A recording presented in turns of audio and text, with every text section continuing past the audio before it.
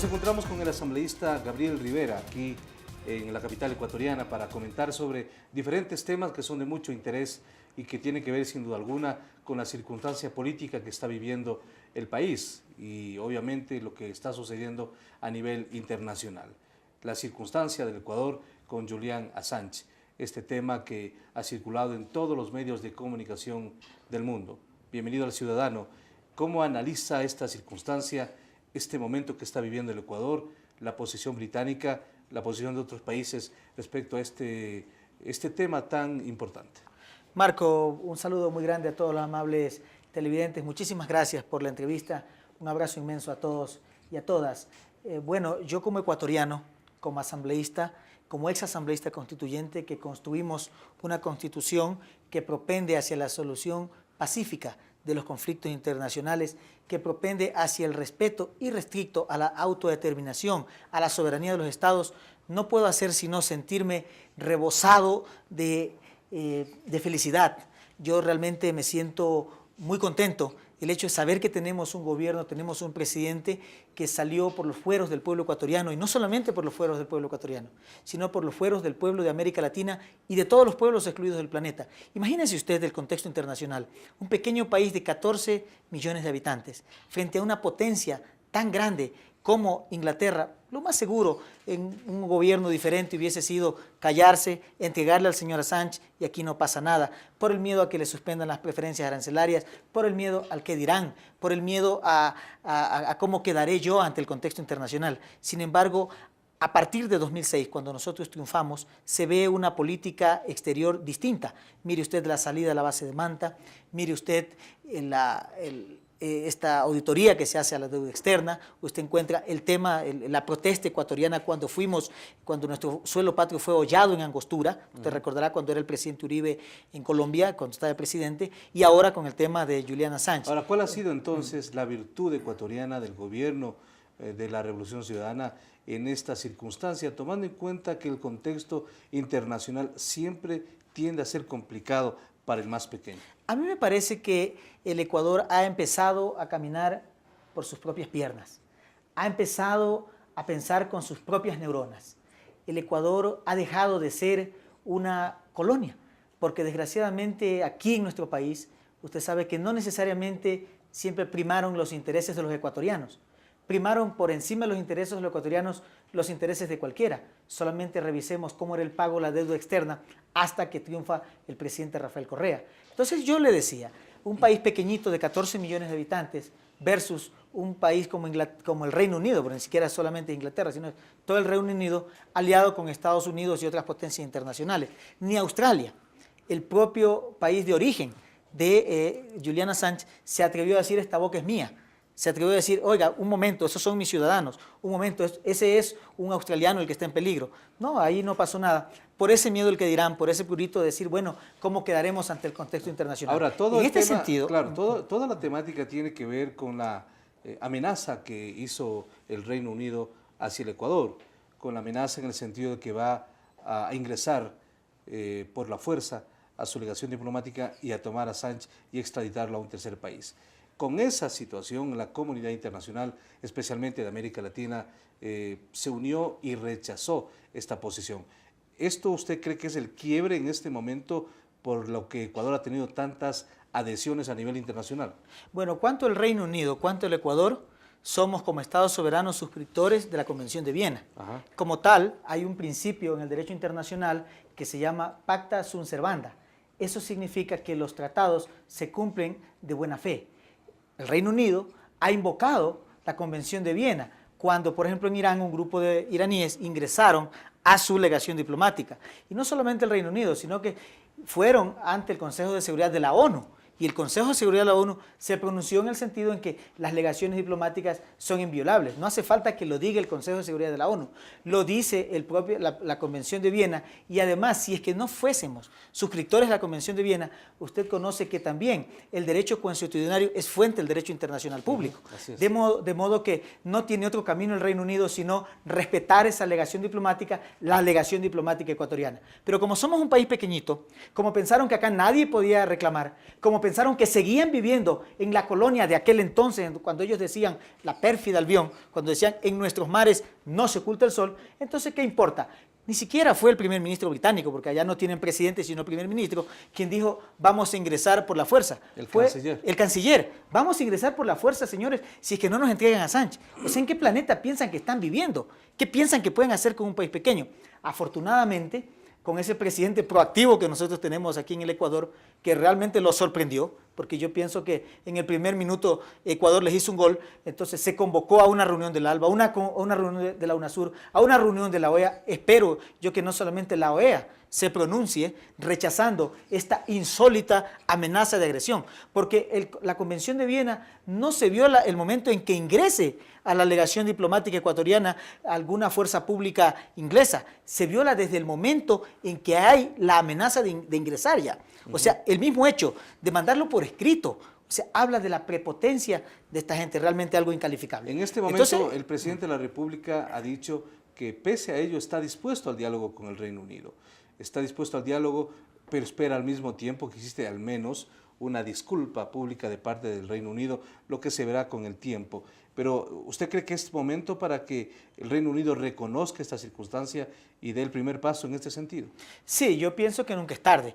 Y los países debemos entender, las naciones, que hay principios básicos de convivencia internacional, como la autodeterminación de los pueblos. Nosotros hemos tomado la decisión soberana de que se le entregue un asilo diplomático al señor Julian Assange, por lo tanto, cualquier otro Estado tiene que respetarlo. ¿A quién corresponde calificar si es que es un delincuente político, si es que es un delincuente común? No es al Reino Unido, es al Ecuador al que corresponde. Como tal, esto no debe resentir al Reino Unido porque esa es parte de la política exterior ecuatoriana que ha sido coherente desde el primer día en que nosotros ganamos las elecciones.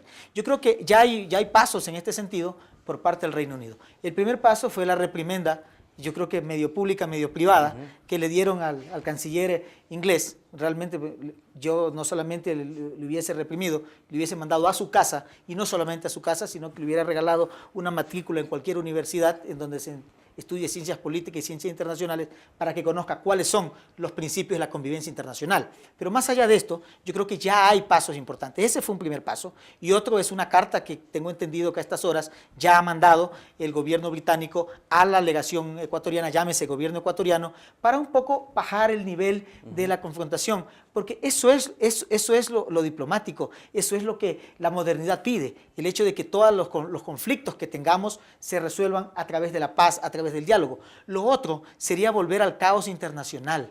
Lo otro sería volver a que el que tiene las armas sea el que establezca la ley. Claro, a través de la fuerza, la ley no de la selva. podemos aceptar aquello en ningún escenario, bajo ningún concepto. En este momento, cuando el mundo sigue discutiendo, ¿cómo ha visto la reacción al interior del Ecuador? Esta semana hubo una concentración importante en la capital ecuatoriana de respaldo al gobierno, a la posición, a la decisión de conceder asilo a Sánchez. Pero ¿cómo ha visto a nivel general en el país esta circunstancia? Mire, yo quisiera empezar de lo general a lo específico. Yo creo que el planeta entero, los propios Estados Unidos, en los propios Estados Unidos ha habido unos movimientos muy grandes a favor, no del señor Assange, no solamente a favor del gobierno ecuatoriano, del pueblo ecuatoriano, a favor de la paz, a favor de la convivencia internacional pacífica. Y aquí en el Ecuador, yo creo que ha sido importantísimo el apoyo. Yo camino bastante. A mí me gusta, usted sabe, yo soy un asambleísta costeño, a mí me gusta en las noches salir a comer carne asada, en la mañana comerme realmente un ceviche, uno de los mayores manjares que tiene la cocina ecuatoriana, y uno puede conversar con la gente que se acerca, y todo el mundo le hace un pulgar arriba a uno, le dice, por favor, dele bueno, piensan que uno conversa todo el día con el presidente, ¿no? Entonces, dele mi abrazo, mi apoyo al presidente, porque ese es el presidente que nosotros queríamos tener, ese es el gobierno que queríamos que se nos represente, porque no solamente es en el caso del señor Assange. Mire, el presidente de la República cuando fue a España, cuando estuvo en una gira internacional, a decirle, mire, nosotros pensamos que es una violación de los derechos humanos el hecho de que esta gente se les quite sus casas y que sigan con la deuda. Ha habido... Porque, mire, yo quiero descartar el hecho de que algunos políticos ecuatorianos, porque todo el pueblo le apoya a la Revolución Ciudadana, le apoya al país, porque no es un problema de un gobierno, es un problema de un Estado, ¿no es cierto? Es problema de todo el país. Obviamente, entonces, y sectores a de eso la prensa quería también que lo toman de otra manera. A eso manera. quería ir. Entonces uno encuentra un apoyo realmente muy profundo, muy sincero por parte de la ciudadanía. Sin embargo, hay quienes están diciendo, no, este es oportunismo de Correa. porque al interno supuestamente no respeta la libertad de expresión y a lo externo está tratando de lavarse la cara. Primero, eso no tiene, si usted analiza cuál es el recorrido de la Revolución Ciudadana durante estos años de gobierno, usted va a encontrar que lo que se hace con Julian Assange tiene consecuencias, es coherente con toda la política exterior que ha tenido el Ecuador, que eso es fundamental, eso es importante. Pero siempre va a haber alguien, por ejemplo, el día que nos reunimos, un poquito como parando la vacancia, interrumpiendo la vacancia legislativa nuestra, entonces fuimos convocados porque no había, yo creo que otro camino, sino que expresar nuestro respaldo a la decisión del gobierno ecuatoriano en este caso, porque lógicamente cuando está en peligro la soberanía, cuando está en peligro nuestro territorio, pues yo creo que todos los ecuatorianos tenemos que estar juntos. Entonces fuimos a un pronunciamiento y hubieron movimientos políticos que no se presentaron, que no fueron, otros que votaron absteniéndose. Y mire, en el contexto general es entendible, y le voy a decir por qué. Porque gracias al señor Assange y a los cientos de miles de Wikileaks que ahora se conocen, bueno, cables que se publicaron allí, secretos de las embajadas de diferentes lugares del planeta que iban enviando a su central, pues no, al gobierno americano. Entonces usted encuentra que gracias a esos Wikileaks, por ejemplo, se descubrió que ciertas instituciones, o digamos ciertas cámaras, por ejemplo, ecuatorianas, se reunían en ciertos lugares e iban a planificar cómo desprestigiar al Nobel político, se decía al joven político Rafael Correa, y cómo iban a desprestigiar al Movimiento País, cómo iban a bajarse este gobierno, entre otras palabras.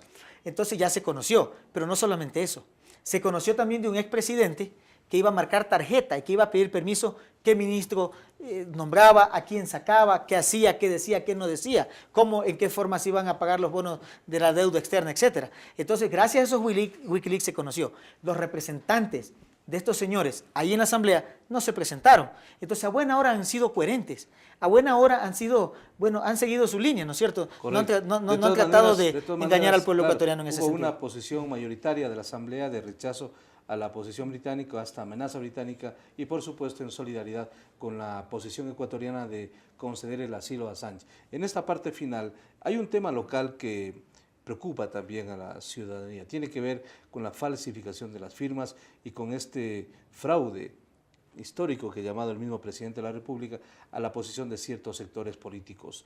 ¿Qué salida encuentra en este momento? Y Alianza País, ¿cómo se ha comportado en estas circunstancias? Marco, en esto no hay dónde perderse. El artículo 109 de este pequeño librito que yo tengo aquí, pero que es la Constitución de la República aprobada por el pueblo ecuatoriano, establece claramente que los movimientos y los partidos políticos necesitan el 1.5% del registro electoral para poderse constituir como tal. Si no tienen ese 1.5%, simplemente no cumplen un requisito constitucional. ¿Pero por qué existe ese requisito? Mire, yo le quiero hablar a la ciudadanía. Yo soy un ex asambleísta constituyente. Y como ex asambleísta constituyente que participé en las reuniones, en los debates, en los foros que se hicieron, lo que se quiso fue enterrar ese pasado de oprobio, en donde habían partidos, movimientos políticos que ya no representaban a nadie porque no tenían ideología, habían entregado el país en peso, por poco lo vendieron. Entonces dijimos, perfecto, todos los partidos a futuro, cuando termine el periodo de transición, deberán tener un respaldo ciudadano. Esa es la razón por las que se establece en el artículo 109 que existe el 1.5% para que sean partidos políticos con raigambre social, que representen a alguien, pero no solamente eso, sino que tengan una ideología, que tengan una democracia interna, todo ese espíritu constituyente, eso que está en esta Constitución, en el artículo 109, se lo llevan por delante, lo hacen tabla rasa, el momento en que defienden, incluso exasambleístas constituyentes, lo que realmente da mucha pena y vergüenza también, porque no puedo tener otro sentimiento de esto. Yo realmente no entiendo cómo pueden llevarse por delante el espíritu constituyente, el espíritu de ese país que tiene que construirse en forma distinta, profundamente democrático, humanista, por el buen vivir. Entonces, le decía, nosotros pusimos estos requisitos a fin de escribir una nueva historia para el Ecuador. El momento en que no cumplen con ese artículo 109, simplemente no deberían participar. Pero ahora usted los ve defendiendo lo indefendible. Ahora usted los ve diciendo que ya tienen un derecho adquirido. Solamente les invito a que lean el artículo 424 de la Constitución. Por efectos de tiempo no le leo este momento, pero ahí dice que todas las decisiones del poder público tienen que ir acordes con el texto constitucional. Si nosotros no tomamos decisiones acordes con el texto constitucional, como es el caso en el que llevaron al error al Consejo Nacional Electoral porque le llevan firmas falsas, entonces caemos en el artículo 109, no cumplen los requisitos de este artículo. Al no cumplir los requisitos de este artículo, la propia Constitución, el artículo 424, reitera que todas las decisiones del Poder Público que estén en contra de la Constitución, que no vayan de la mano al texto constitucional, simplemente carecen de eficacia jurídica. ¿Y cuál es la salida en esto? Mire, el Consejo Nacional Electoral es privativamente a quien corresponde los temas electorales, porque por ahí veo también a algunos asambleístas que están, o algunos líderes políticos que están sosteniendo que esto tiene que resolverlo la justicia común. Privativamente, de acuerdo al artículo 221 de la Constitución, corresponde el resolver todos los temas electorales al Consejo Electoral, y de no estar de acuerdo con lo resuelto por el Consejo Electoral, que vayan al contencioso electoral. Punto. Crea jurisprudencias, organismos de cierre. Entonces el Consejo Electoral es el que tiene en sus manos, yo creo, no puede permitir que aquellos movimientos o partidos políticos que no cumplen con el artículo 109, o sea, el 0.5% de las firmas, participen. No hay vuelta que darle, porque además no le hace bien a la moral pública, no le hace bien a la ética, a la democracia del Ecuador, porque si es que no cumplen un requisito constitucional, ¿con qué cara? ¿Con qué argumento van a presentarse unas elecciones? La ciudadanía y el país obviamente va a esperar entonces que se tomen las mejores decisiones. Gracias por atender. Muchas gracias también, muy gentil a todos quienes han tenido la paciencia de vernos. Hemos conversado con Gabriel Rivera, él es asambleísta del Movimiento País, aquí justamente en su despacho para tomar en consideración dos puntos fundamentales. El uno, la decisión ecuatoriana de conceder el asilo a Julian Assange, y el otro, este tema local que también es preocupante, la falsificación de las firmas de varios movimientos y partidos políticos en el país. Hasta una próxima oportunidad.